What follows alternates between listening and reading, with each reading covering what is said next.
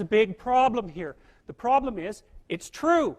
You're oppressed, you're oppressed, you're oppressed, you're oppressed. God only knows why. Maybe you're too short, or you're not as beautiful as you could be, or your grandparent was a serf, likely, because almost everybody's great-grandparent was. It's like, and you're not as smart as you could be, and you have a sick relative, and you have your own physical problems, and it's like, frankly, you're a mess.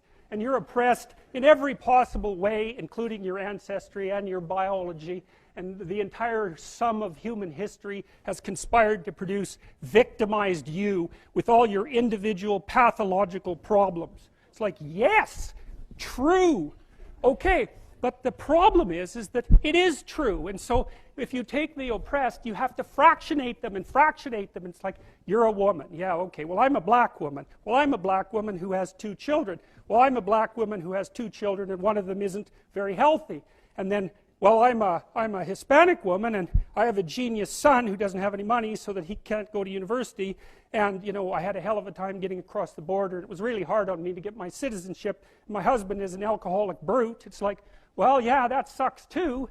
And so, let's fix all your oppression. And we'll take every single thing into account, and then we'll fix yours too. We'll take every single thing into account. It's like, no, you won't, because you can't. You can't. It is technically impossible. First of all, you can't even list all the ways that you're oppressed. Second, how are you going to weight them? Third, who's going to decide? And that's the bloody thing. Who's going to decide? That's the thing. Well, what's the answer in the West? It's like, in free markets, oh yeah, Christ will never be able to solve this problem. No one can solve it. What are we going to do about that? We're going to outsource it to the marketplace. You're going to take your sorry, pathetic being, and you're going to try to offer me something that maybe I want. And I'm going to take my sorry, pathetic being, and I'm going to say, well, all things considered, as well as I can understand them, maybe I could give you this much money, which is actually a promise, for that thing. And you've packed all of your damn oppression into the price. And I've packed all my oppression into the willingness to pay it. And that solution sucks. It's a bad solution. But compared to every other solution, man, it's why 10% of us have freedom. And so there's a tremendous illogic at the bottom of this. It's like, you have to fractionate the oppressed all the way down to the level of the individual. Well, that's what the West figured out. There's a couple of figures who are at the mythological roots of our culture, and people get upset with me because I bring in religious themes, but I understand some things about mythology and religion. And it's not an accident that the axiomatic Western individual is someone who was unfairly nailed to a cross and tortured. It's like, yes, right, exactly. So what do you do about that? Well, I thought about that for a long time too. It's like, well, you don't get together in a damn mob, because all that does is allow you to be as horrible as you could possibly imagine and suffer from none of the consequences. That's a bad idea. So how about we don't do that? Well, there's a deep idea in the West too. It's like, pick up your damn suffering and bear it and try to be a good person so you don't make it worse.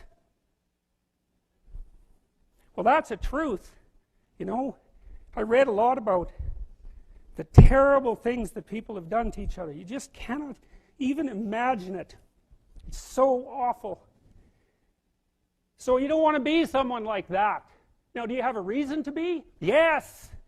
You have lots of reasons to be. God, there's reasons to be resentful about your existence. Everyone you know is going to die. You too. And there's going to be a fair bit of pain along the way, and lots of it's going to be unfair. It's like, yeah, no wonder you're resentful. It's like, act it out and see what happens. You make everything you're complaining about infinitely worse. There's this idea that hell is a bottomless pit, and that's because no matter how bad it is, some stupid son of a bitch like you could figure out a way to make it a lot worse. So you think, well, what do you do about that? Well, you accept it. That's what life is like. It's suffering. That's what the religious people have always said. Life is suffering. Yes. Well, who wants to admit that? Well, just think about it. Well, so what do you do in the face of that suffering? Try to reduce it. Start with yourself. What good are you? Get yourself together for Christ's sake, so that when your father dies, you're not whining away in a corner, and you can help plan the funeral, and you can stand up solidly so that people can rely on you. That's better. Don't be a damn victim. Of course you're a victim.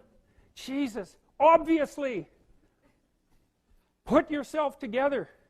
And then maybe if you put yourself together, you know how to do that. You know what's wrong with you, if you'll admit it. You know there's a few things you could like polish up a little bit, that you might even be able to manage in your insufficient present condition. And so you might shine yourself up a little bit, and then your eyes will be a little more open, then you can shine yourself up a little bit more, and then maybe you could bring your family together instead of having them be the hateful, spiteful, neurotic, infighting batch that you're like doomed to spend Christmas with.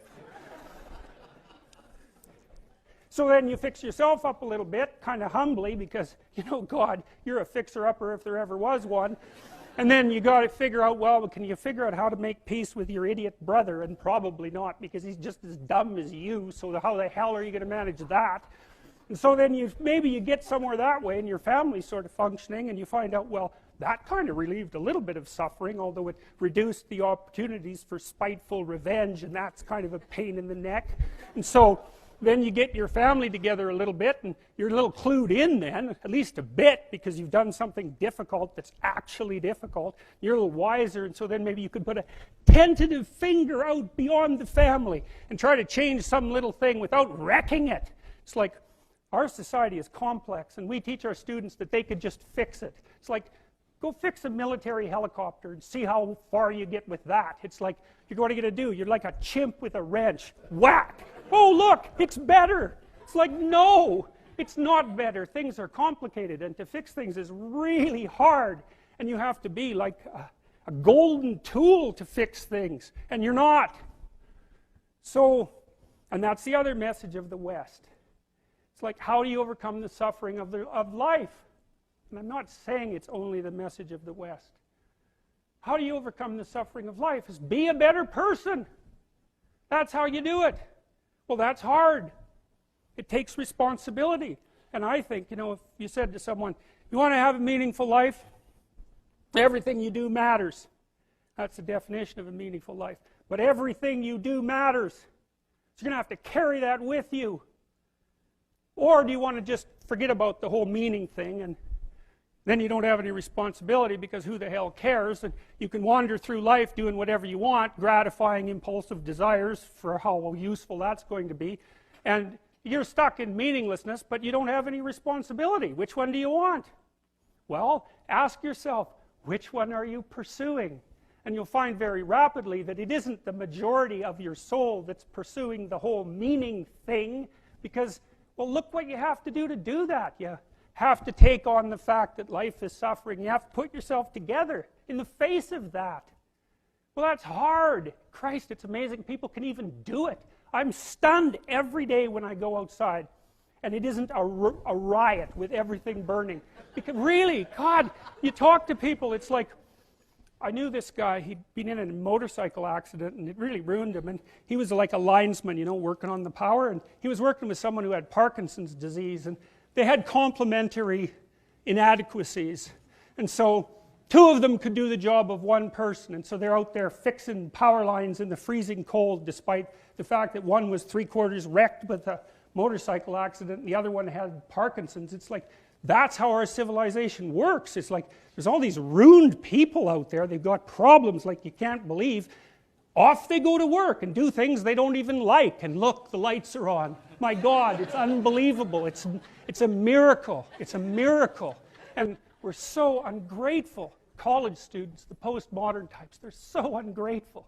You know, they don't know that they're surrounded by just a bloody miracle. It's a miracle that all this stuff works, that all you crazy chimpanzees that don't know each other can sit in the same room for 2 hours sweltering away without tearing each other apart, because that's what chimps do. So, anyways, so what happened? Well, I made some videos, and I got to the bottom of some things, at least as far as I can tell, so I told you what the bottom is, and then I got this idea about what you might do about it, which isn't my idea. It's not my idea. It's an old idea. It's far older than Christianity. It's old. It's the oldest story of mankind. Get yourself together. Transcend your suffering. See if you can be some kind of hero. Make the suffering in the world less. Well, that's the way forward, as far as I can tell, if there is any way forward. And that's what's under assault by the postmodernists. So look out, because they know exactly what they're doing, and they know exactly why they're doing it. And that's what it looks like to me. So, that's it.